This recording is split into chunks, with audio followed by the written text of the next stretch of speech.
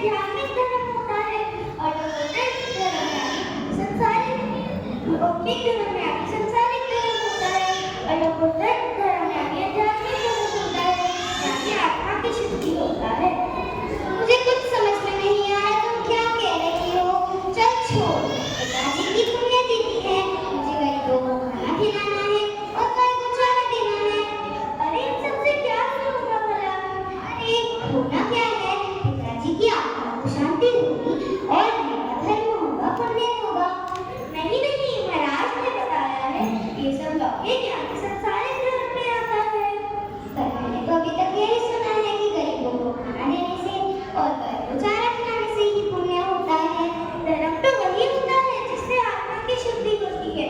आत्मा की शुद्धि संपन्न और निर्जरा से होती है, निर्जरा से तो पुण्य अपने आप ही हो जाता है। माय गॉड, मुझे कुछ समझ में नहीं आ रहा तुम क्या कह रही हो।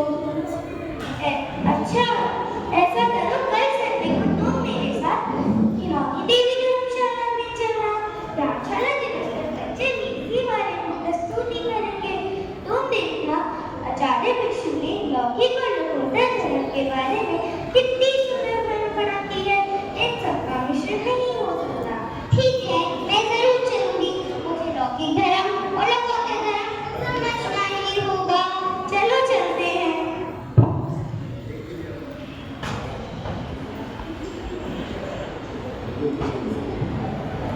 तेरापन का इतिहास धर्म क्रांति का इतिहास है।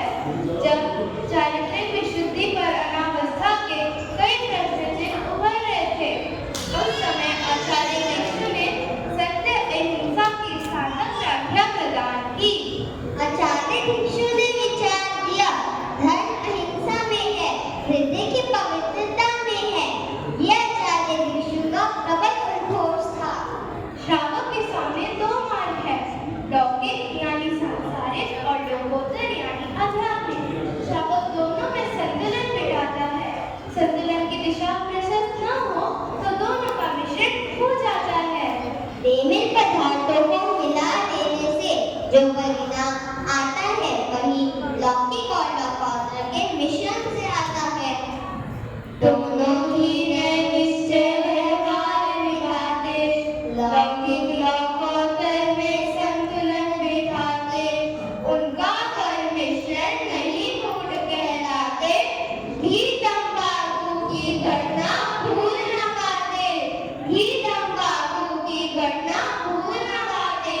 यही घटना प्रस्तुत कर रहे हैं शालीमार बाग ज्ञानशाला के ज्ञानार्थी।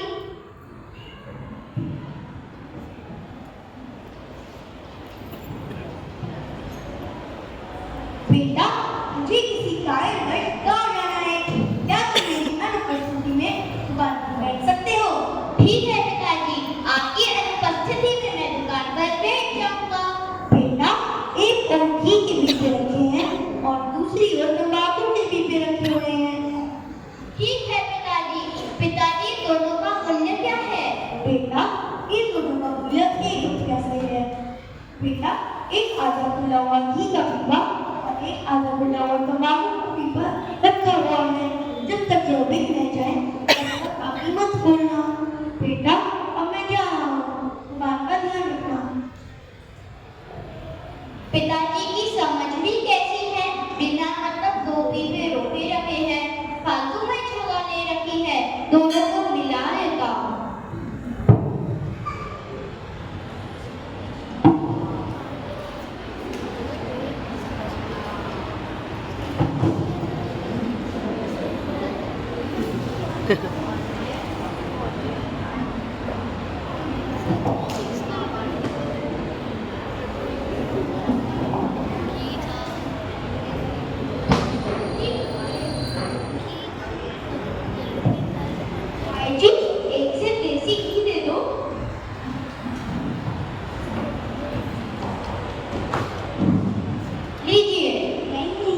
ये तो राक्षसी है, ये नहीं लगता।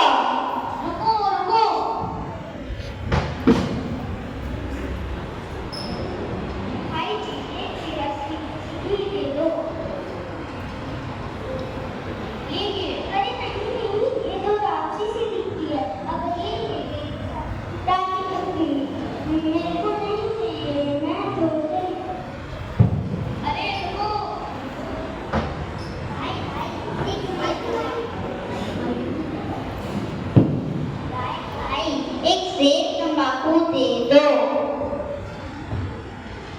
लीजिए। नहीं नहीं, ये तो राख से दिखाई देती है, मुझे तो असली वाली तंबाकू चाहिए। यह मैं नहीं लूंगा, मैं तो चला। संध्या हो गई है, सारे ग्राहक वापस लौट गए, उन्होंने कुछ भी नहीं खरीदा। बताओ बेटा, कितना सामान बेचा? पिताजी, 2 दीपों में आधा घी था, आधा तंबाकू था। दोनों का मूल्य समान था, फालतू में छलाने रखी थी। मैंने दोनों को मिला दिया तो रात सी बन गई, किसी भी ग्राहक ने सामान नहीं खरीदा। अरे बेवकूफ, तुम इतना भी नहीं जानते तो व्यापार कैसे करोगे? मानो तुम कंपनी एक समान था, लेकिन उन्हें मिलाने की नीति तुम्हें किसने दी? अब नहीं वो तंबाकू के स्थान पर उपयोग हो सकता है और नहीं घी के स्थान पर उपयोग हो सकता है। माफ कर दीजिए पिताजी।